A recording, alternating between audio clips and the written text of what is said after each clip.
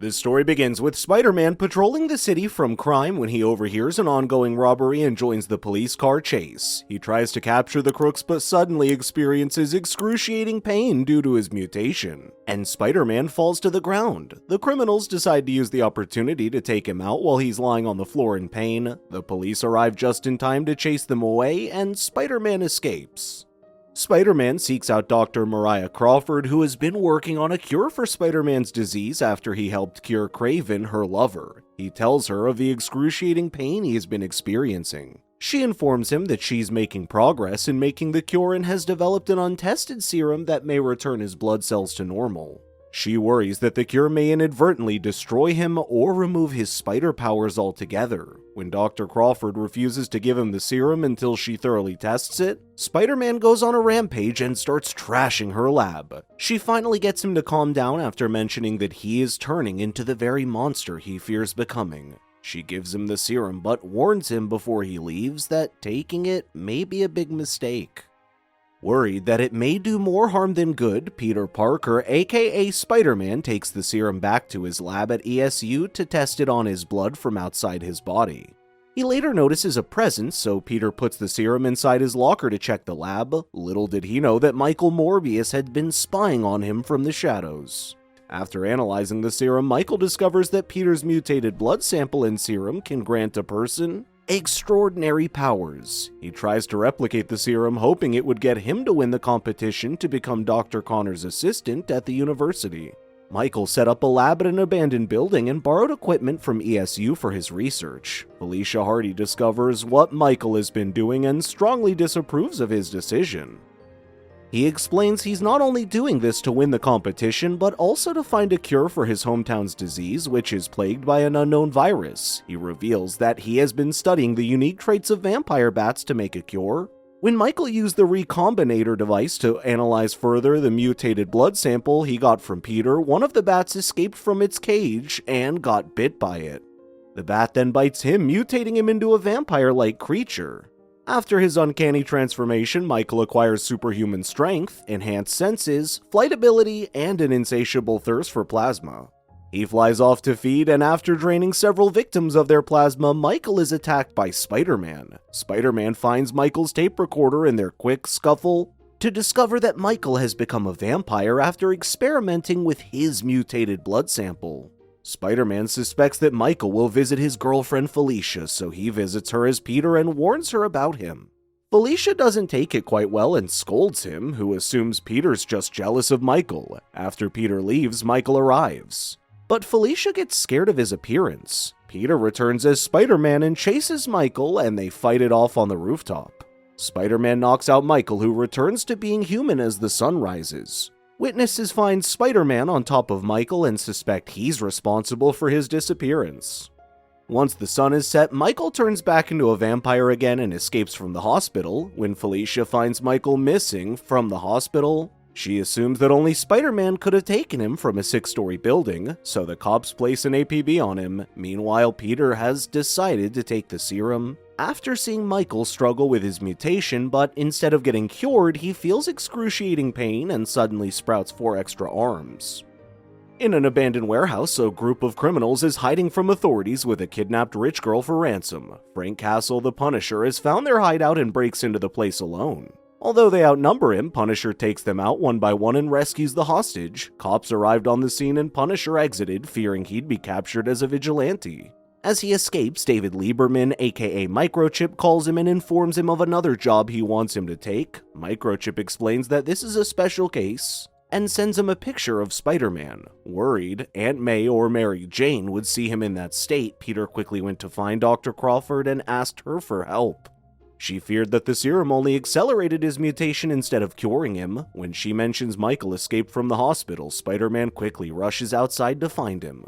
Michael returns to the hospital to be with Felicia but cannot approach them as cops and reporters surround the building. Spider-Man arrives at the scene and quickly confronts Michael. When he chases after Michael, he's immediately shot down by the Punisher, who aims to apprehend him and turn him over to the authorities in the hopes of redeeming himself and improving his reputation with law enforcement. With Spider-Man hanging by the side of the building, Punisher shoots a foam grenade which renders Spider-Man's ability to stick to walls and fall to the ground. Spider-Man shoots a web at the reporter's helicopter to escape from the Punisher. When he shoots him down and catches him in a net, Spider-Man breaks free and tries to escape, but the Punisher shoots a sticky goo at him, getting him stuck to the side of the building. Punisher gets close to finish the job, but Spider-Man grabs him and throws him against the wall. He then shoots a web at him while Spider-Man breaks free and escapes. Having realized that Frank Castle's also a wanted fugitive, the cops close in to capture him. Punisher then uses his battle van's laser to escape Spider-Man's web. He then jumps towards his van and makes his escape. Peter feels responsible for Michael's transformation as he mutated from his blood sample. He's reminded of how he lost Uncle Ben when he placed himself first rather than doing what was right. He was obsessed with making a quick buck when he first got his powers, so he entered wrestling for the money.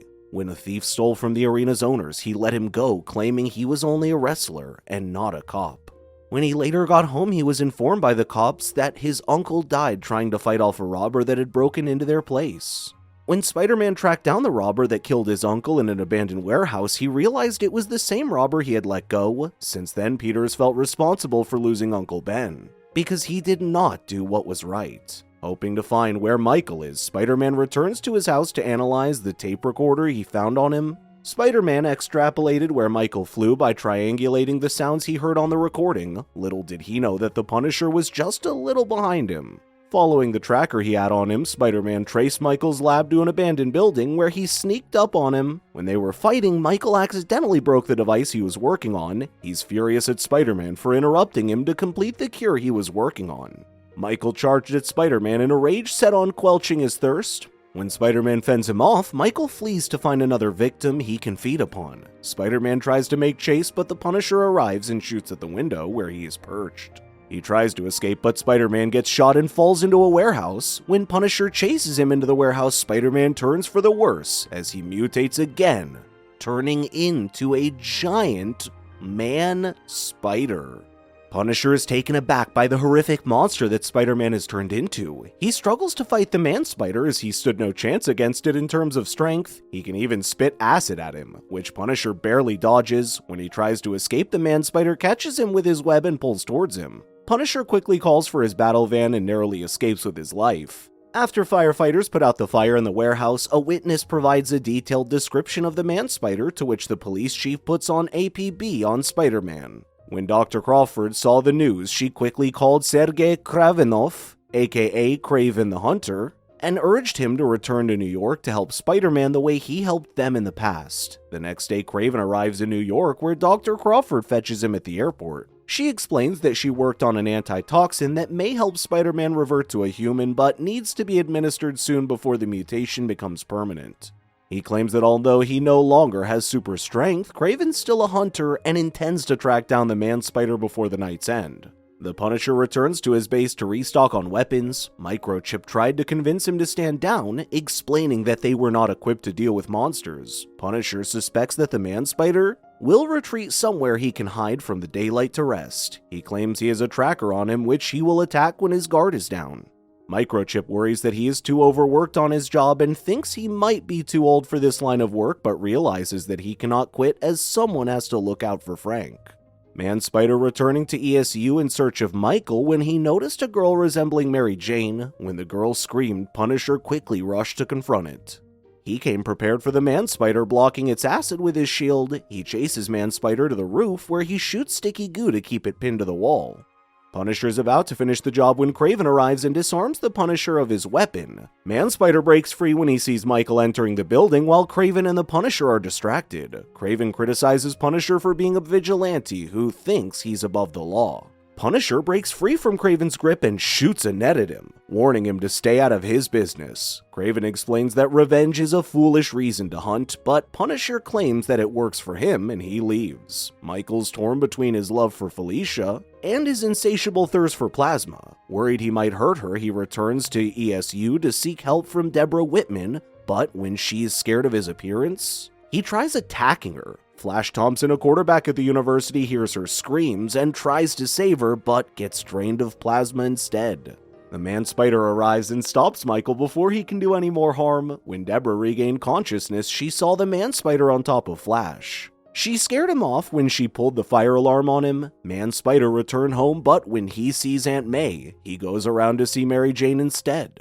When he came in through the window, Harry Osborn tried to fend it off, who apparently Mary Jane called and confided in when Peter was missing. Harry stood no chance against Man-Spider, but when he saw Mary Jane scared of him, he turned around and left. Mary Jane claims that it felt like Man-Spider knew her. Furious at how it turned out with Mary Jane, Man-Spider attacks Punisher when he follows him. It quickly jumped on his windshield and the van crashed when he panicked. Punisher survived the crash and crawled out of the van, but Man-Spider walked towards him. Still feeling the brunt of the crash, Punisher struggled to pick himself back up when Man-Spider grabbed him, turning him into a giant cocoon with his web and then dragging him back to his lair. Kraven finds where Man-Spider made his lair and frees Punisher. While they sneak to see where it was hiding, Punisher grabs his weapon from a web. Kraven tries to warn him not to touch anything that would vibrate the web, but it was already too late and Man-Spider was alerted of their presence and attacked them. Kraven and the Punisher work together to restrain Man-Spider. When Punisher takes out a grenade to take down Man-Spider, Kraven stops and grabs him from behind. Dr. Crawford arrived and tried to reason with Punisher. She explains that Spider-Man is a victim of his own mutation, just like Punisher's family was a victim of rival gangs. She convinces Punisher to help them treat Spider-Man's disease and asks him to hold Man-Spider down while she injects him with the antitoxin.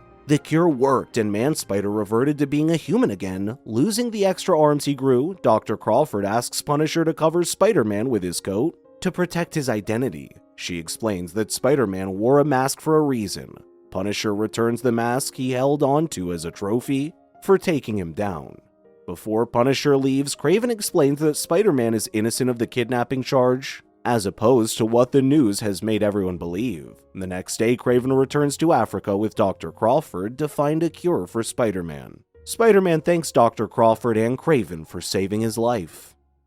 At a park, Michael waits for unsuspecting victims. He tries to attack a runner, but Spider-Man arrives just in time to save him. He tries to convince him to fight back the bloodlust, but Michael refuses to listen. Michael gets furious at Spider-Man for interfering and throws him to a roof. When Michael pinned down Spider-Man, a new fighter shows up on a motorcycle. He throws a garlic bomb at them both and charges at Michael with a sword. Michael tried to escape to another building, but the man ferociously chased after him on his motorcycle, which was retrofitted to jump and scale buildings. The man pinned Michael to the wall and was about to finish him when Spider-Man caught up and stopped him. While they are both distracted, Michael frees himself and escapes. The man gets furious at Spider-Man for interfering. He shoots a net at him and fires another garlic bomb at Spider-Man. Realizing that Spider-Man is not a vampire, he gets on his motorcycle to chase after Michael.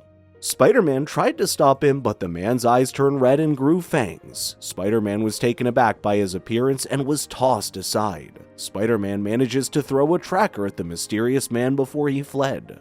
Spider-Man later seeks out Dr. Connors as he continues to suffer from the mutation disease. Dr. Connors explains that this is a temporary fix and hopes Dr. Crawford can find the cure in Africa. He explains that although Dr. Crawford provided him with the data to manage his disease, Spider-Man needs neogenic treatments every 24 hours or he will revert to the Man-Spider. With the recent incidents on campus, CSU has been nervous about genetics research and fears that the lab may be shut down. In the meantime, Dr. Connors claims to have increased security around the recombination lab to be on the safe side. Spider-Man continues his search for Michael, hoping he will be the only one to clear up his name. He sees Michael fleeing from the crime scene and tries to convince him to surrender so he can help him before it's too late. Michael declines his help, claiming that he refuses to be turned back into a pitiful human. He explains that he has felt power like never before and declares that he's the king of the night. He then attacks Spider-Man and drains him of his plasma. The mysterious man arrives just before he can drain Spider-Man dry and introduces himself as Blade, a vampire hunter. Blade manages to pin down Michael and was about to finish the job when Spider-Man interfered. Michael escapes and Blade is furious at him for stopping him again. Spider-Man explains he needs to help Michael as he's responsible for turning him into a monster. Blade claims that he needs to destroy the monster and him for interfering for the last time. Spider-Man manages to dodge Blade's attack and stuck a web to the side of the building. Blade foresaw it and cut the web with his blade, sending Spider-Man to his death. Luckily for Spider-Man, the awning broke his fall and he survives, and then fled when the cops showed up. Spider-Man realizes he may need help capturing Michael, but worries that Blade may not be the best candidate. Regardless, he seeks out Blade and meets with Whistler, an older vampire hunter. He convinces Blade to listen to Spider-Man so they can better understand their enemy. Whistler explains that Blade was the son of a vampire man who fell in love with a human. His mother was later turned into a vampire, but before she completed her transformation, she gave Blade up to an orphanage in the hopes that it would spare his life. Growing up, Blade later discovered he was cursed with being a vampire. Albeit not a complete one, but he was blessed with the inhuman abilities of a vampire without its weakness to sunlight and immune to their bite. Now Blade seeks to destroy vampires he feels are responsible for condemning him to a life of solitude. While searching for his mother, Whistler found Blade at a young age filled with rage, so he trained him in vampire hunting and focused his anger on protecting innocents from the vampires. Spider-Man reveals that Michael's the result of an experiment with a machine called the Neogenic Recombinator. When Blade hears how a machine created Michael to become a vampire, he intends to destroy it, but Spider-Man stops him, claiming that he needs it to cure Michael. Blade wouldn't listen to him and starts shooting at Spider-Man. Meanwhile, Whistler tries to convince Blade to listen to him, as the device may also help Blade return to human. Blade refuses as he claims he needs to be a vampire to hunt others like him. But Whistler worries that the serum he is taking to curb the bloodlust is losing its effect and will eventually succumb to it.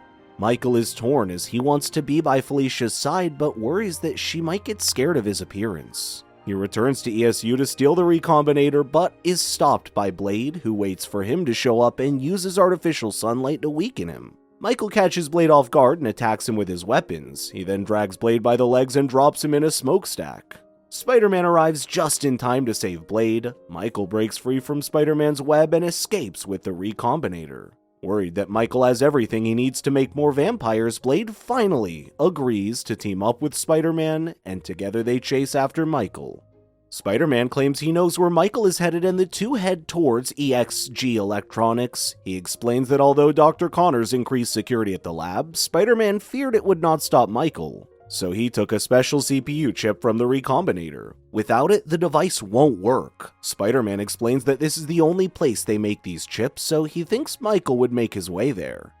When Blade tries to shoot Michael from the back, Spider-Man stops him, which alerts Michael of their presence. Blade tries to kill Michael at every chance, but Spider-Man stops him every time. While fighting amongst themselves, the police chief catches up to them. Michael catches the police chief hostage and escapes into the air. He then tosses the police chief at them while Michael runs. Spider-Man chases after Michael and tries to convince him to surrender, but Michael refuses, claiming that he's now immortal. The microchip falls from his suit when he throws Spider-Man against a wall, and Michael escapes. With Michael still on the loose, Spider-Man decides to bring in the police chief on what's happening. He brings her back to Blade's headquarters where Whistler explains everything. Whistler then shows everyone the new device that he has been working on, which will stop Michael in his tracks. Spider-Man worries that the device is too big to fit on Blade's motorcycle. Meanwhile, Spider-Man returns home to restock on webbing cartridges. Back at home, Spider-Man finds Michael going through his things, which he suspects were looking for a blood sample to complete the Recombinator device. Spider-Man plans to borrow a van to bring Whistler's device to where Michael will appear. He plans to lure Michael out in the open when Mary Jane appears. She gets furious for getting stood up at school and forces Peter to admit that he was into Felicia all along. Realizing that Michael's in the area thanks to his spider sense, he pretends he's still in love with Felicia so that Mary Jane will walk out on him and not get caught in the battle. Peter lured Michael to the back of the van where they used the device on him. Although it did work on restraining him, the device short-circuited and Michael breaks free and now takes Aunt May hostage where she hears noises outside. Peter tells Michael that the blood sample is in his locker back at ESU, but instead of releasing his hostage, Michael flies away with her, claiming that she will be insurance whether he's telling the truth. Spider-Man gets furious at Blade after Aunt May gets taken hostage. Their alliance breaks down, and both parties decide to go solo. Spider-Man stakes out Felicia's place, realizing that Michael will come for her, who suspects he plans to turn her into a vampire. While staking the area, he sees Mary Jane with Harry, which he now regrets after turning Mary Jane away earlier. While Spider-Man is preoccupied, Michael kidnaps Felicia and heads to an abandoned shipyard, where Blade and the police chief arrive. Michael's alerted of intruders and goes out to confront them. Blade manages to defeat Michael, and as he's about to finish them off, the police chief stops him, telling him they can still have Michael if they let Spider-Man fix him. Spider-Man arrives and assumes he's about to kill him, so he jumps Blade and stops him. Michael got away and returned to the boat, sealing off the entrance to finish what he had started. Felicia convinced Michael to seek help, claiming that the man he loved was trying to fix a plague and not become one. Spider-Man and Blade finally pried the door open, but debris hit the device and was about to hit Felicia. Michael jumped in front of it to save Felicia, which accelerated his mutation to merge with the bat DNA, turning him into a bat-like creature with wings unable to return to a human ever again. Michael's so furious at Spider-Man that he attacks and grabs him into the air. Spider-Man breaks free and saves Aunt May before she gets hit with the device and frees Felicia. With Michael gone, Blade has decided to leave the city, but not before sharing one last kiss with the police chief. Meanwhile, Michael retreats to a cave on an island where he finally rests, waiting for his next encounter with Spider-Man. The end. Thank you so much for watching. Check out these other videos and make sure to subscribe and tap that bell to be notified about our latest videos. We'll see you next time.